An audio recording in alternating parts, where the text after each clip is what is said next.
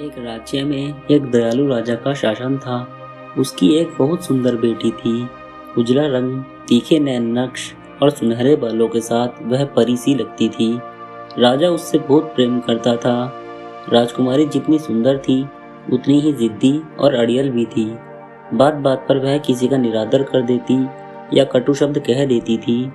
राजा सदा उसे नम्र और दयालु बनने की सीख दिया करता, उसे बहुत समझाता, किंतु राजकुमारी उन सीखों और समझाइशों को अनसुना कर देती थी। उस पर कोई असर न होता देख राजा ने सब समय पर छोड़ दिया। राजकुमारी के 16वें जन्मदिवस के दिन राजा ने उसे बुलाया और उपहार में एक सुनहरी गेंद दी।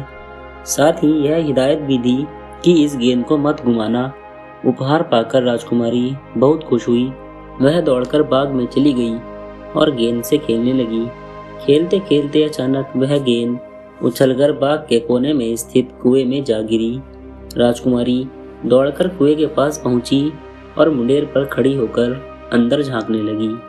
गेंद कुएं के पानी पर तैर रही थी, किंतु उसे उस गहराई से बाहर निकाल पाना राजकुमारी के लिए असंभव था। वह दुखी होकर रोने लगी। तभी एक आवाज उसके कानों में पड़ी, राजकुमारी, क्या बात है, क्यों रो रही हो? राजकुमारी चौंक गई और इधर उधर देखने लगी। नीचे कुएं में देखो, मैं यहाँ रहने वाला मेंढक हूँ। वह आवाज फिर से गूंजी। राजकुमारी ने ध्यान दिया तो उसे कुएं की दीवार से चिपका एक मेंढक दिखाई पड़ा। मेंढक ने फिर से पूछा, क्यों रो रही हो राजकुमारी, बताओ ना। मेरी सुनहरी गेंद कुएं में गिर गई है, समझ नहीं आ रहा कि उसे कैसे निकालूं। बस इतनी सी बात, मैं तुम्हारी मदद कर सकता हूँ और तुम्हारी गेंद कुएं से बाहर निकालकर तुम्हें दे सकता हूँ। सच? राजकुमारी चहकते हुए बोली, बिल्कुल सच, लेकिन पहले तुम ये बताओ कि यदि मैं तुम्हारी मदद करूँगा तो बदले में तुम मेरे लिए क्या करोगी? जो तुम बोलो, राजकुमारी ने उत्तर दिया। मैं तुम्हें अपना सोने का हार, मोतियों की माला और अपना हीरो का मुकुट देने तैयार हूँ।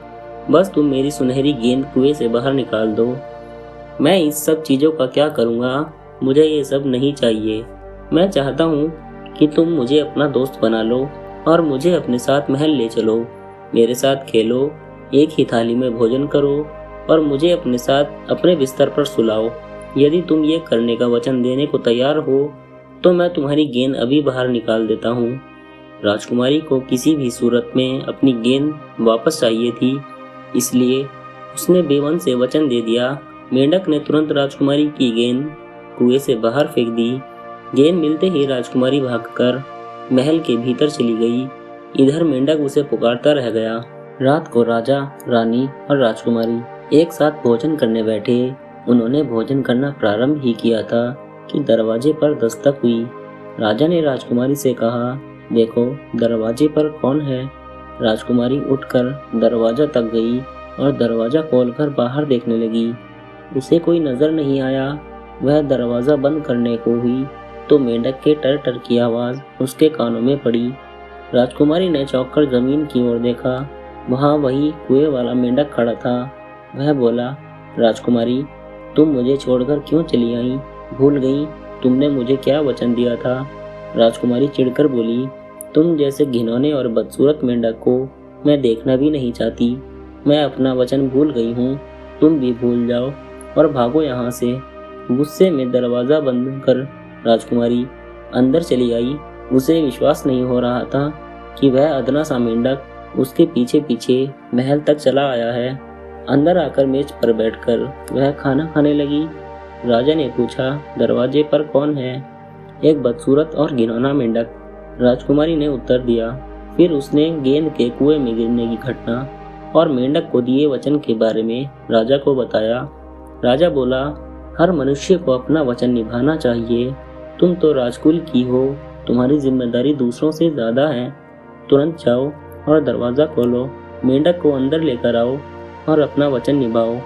यह चाहते हुए भी राजकुमारी उठी और दरवाजा खोलकर मेंढक को अंदर ले आई। अंदर आकर मेंढक कूदकर खाने की मेज पर राजकुमारी की थाली के पास बैठ गया और बोला, राजकुमारी, मुझे भूख लगी है, अपनी थाली में से मुझे भी भोजन कराओ। गंदे मेंढक, मैं ऐसा बिल्कुल नहीं करूंगी। राजकुमारी नाक और भौं सिकोड़ते हुए बोली।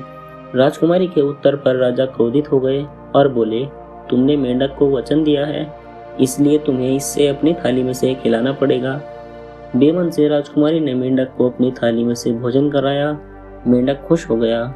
भर पेट भोजन करने के बाद मेंढक बोला, अब मुझे नींद आ रही है, मुझे अपने कमरे में ले चलो, मैं तुम्हारे नरम बिस्तर पर सोऊंगा। राजकुमारी मेंढक को छूना नहीं चाहती थी, किंतु राजा के डर से वह उसे उठाकर अपने कमरे में ले गई। वहां जाकर उसे एक कोने में छोड़कर खुद नरम बिस्तर पर लेट गई। मेंढक बोला, राजकुमारी, मैं भी थका हुआ हूँ, मुझे भी अपने बिस्तर पर सोने दो। राजकुमारी का गुस्सा बढ़ चुका था।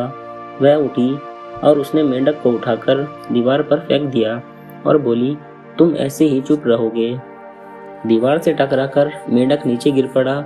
उसकी हलचल बंद हो गई। यह देखकर राजकुमारी डर गई। उसे लगा कि मेंढक मर गया है। वह अपने किए पर पछताने लगी। वह मेंढक के पास जमीन पर बैठ गई और रोने लगी। रोते रोते उसने मेंढक को उठाया और चूमते हुए बोली, मुझे माफ कर दो मेंढक, मुझे तुमसे ऐसा व्यवहार नहीं करना चाहिए था। तभी अचानक एक चमत्कार हुआ और मेंढक एक राजकुमार में बदल गया। अपने सामने राजकुमार को देख राजकुमारी चकित रह गई। राजकुमार ने उसे बताया कि वनदेवी के श्राप के कारण वह मेंढक बन गया था। आज वह श्राप टूट गया और वह अपने असली रूप में आ गया है। राजकुमार ने राजकुमारी को अपने मेंढक की कहानी सुनाई। मैं बहुत कठोर स्वभाव का था। निरीह प्राणियों के शिकार में मुझे बहुत आनंद आता था। एक दिन वन में शिकार करते समय वनदेवी ने मुझे रोका तो मैंने उसका निरादर कर दिया। तब वनदेवी ने श्राप देकर मुझे मेंढक बना दिया। वह जानती थी कि निरीह प्राणियों पर क्या गुजरती है। मैं वह तब समझ सकूंगा जब सांप जैसे जीवों के कारण खुद मेरी जान पर बन आएगी। मैं पछताने लगा और क्षमा मांगने लगा।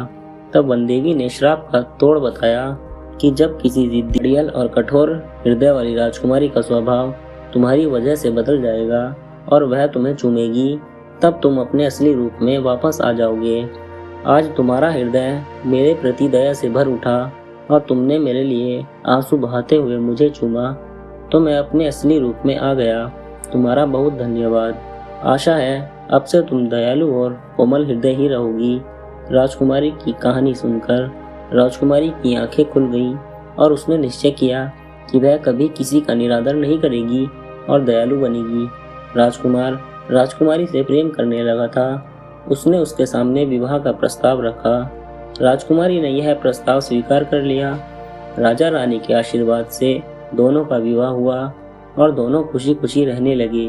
दोस्तों, कहानी पसंद आई हो तो कहानी को लाइक और चैनल सब्सक्राइब जरूर करें। धन्यवाद।